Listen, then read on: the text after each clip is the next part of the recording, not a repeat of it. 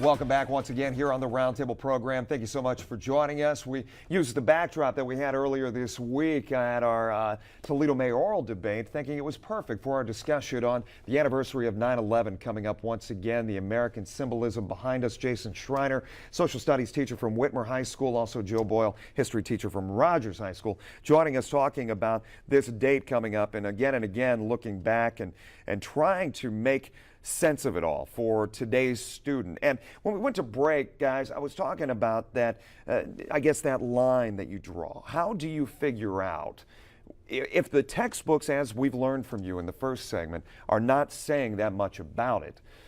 When you want to add more to the story because of whether it be personal experience, personal tales that you've heard from friends who either lived in that area that day, where do you draw the line between, okay, a ninth grader's fine, a sixth or fifth grader, not so much? Do you have that mental line already drawn? Personally, I don't. I only work in the high school, so I assume all the students that I have can handle this. Now, I do have two young children, the oldest being 7, who had once seen one of the blade photographs of the second tower, the plane hitting the second tower, and he asked, what was that? And I said, well, some bad men one day did something, and they hit a building, and we'll talk deeper later. Well, a couple years have now passed, and I'm still thinking, when do I have that conversation? There's a lot of conversations I don't look forward to having with my kids. Right. This is actually just is one of them. So I would detailing that 3,000 people were killed. Yeah, I would say at least, maybe sometime in the 4th or 5th grade that I could have, and that would be the parental side, maybe not the teacher side, where I can sit down and have this conversation in some depth. Yeah. And at least be able to somewhat monitor how much graphic material I get to. Whereas with the students, it's not that I show a lot of graphic material. I show obviously the parts of the documentary, but they understand. I always get worried that students are desensitized to violence. So this kind of brings it into more of a real scenario. One thing that the kids love to hear about are my own experiences. I had traveled also to New York almost the first 3 months after, once each month. My wife we weren't married at the time, but she lived in Brooklyn, New York. I couldn't get a hold of her that day. And then even in the aftermath, she lived in a very heavy firefighter neighborhood, and there were constant funerals. So I get to bring in some of those sides, and kids like to hear more of what happened, not just to the U.S. afterwards, but just in those neighborhoods. How did the city cope? Yeah. And I can bring some of those things. And that's just from visiting and then having my wife. Own life experience. Yeah. Joe? I've got the same experience where I teach high schoolers, so I've got 9th to 12th graders you teach it a little different with a 9th grader than you do with a 12th grader. With the upperclassmen, you talk about the governmental implications over time. What were the changes in personal freedoms in the years after? Whereas with a 9th grader, you're talking about the historical event in a little more broad terms. I also have 3 kids, ages 11, 8, and 5 right now.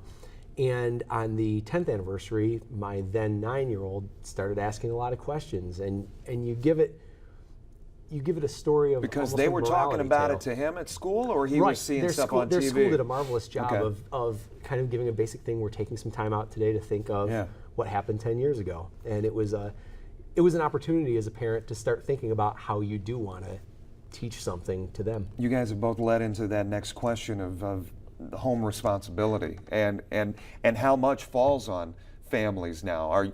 Do you expect this year the freshmen or the kids that you have in class to already have known about this, not because of what they learned at school, but what they learned at home?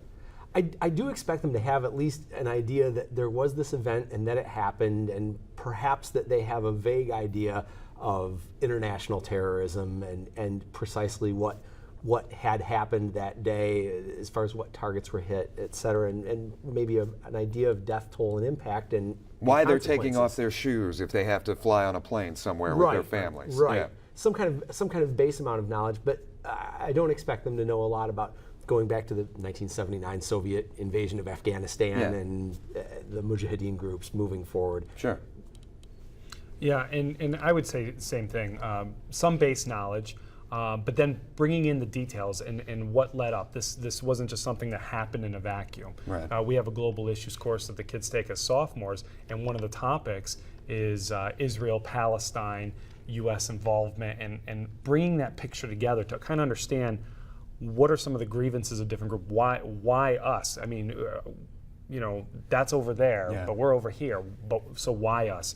So with that, and you some look for base those knowledge. teachable moments as during the course of the absolutely. 9 months you have those kids in class, and obviously I'm imagining Syria is front and center right now in your classroom. Yes, absolutely. The kids. I mean, anytime, especially when you have 17 and 18-year-olds, and they're looking at a scenario where the U.S. could go into war at 17 or 18.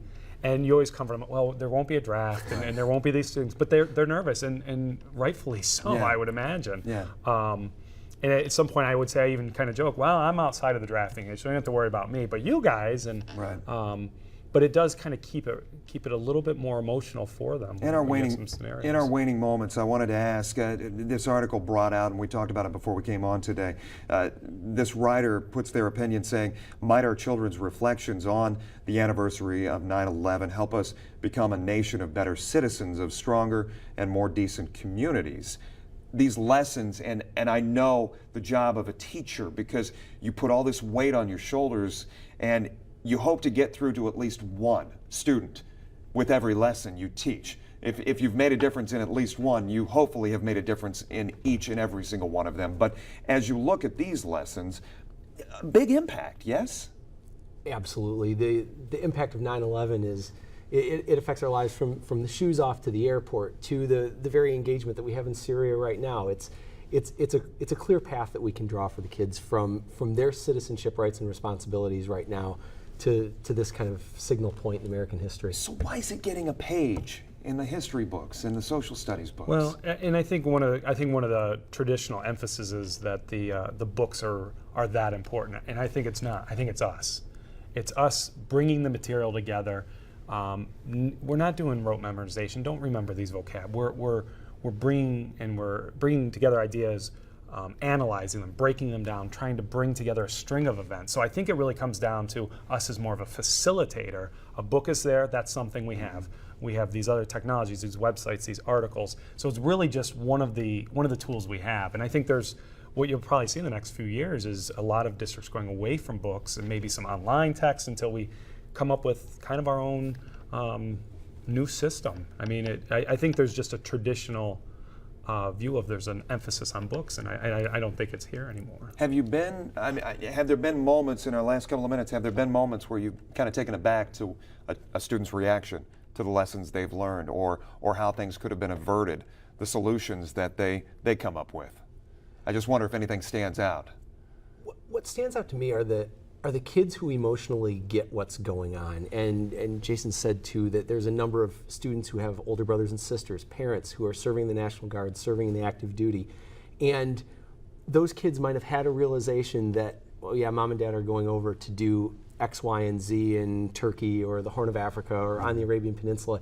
And perhaps one of the most rewarding things as a teacher is when you can reach that child and they can understand this is the background. This is where history set in motion.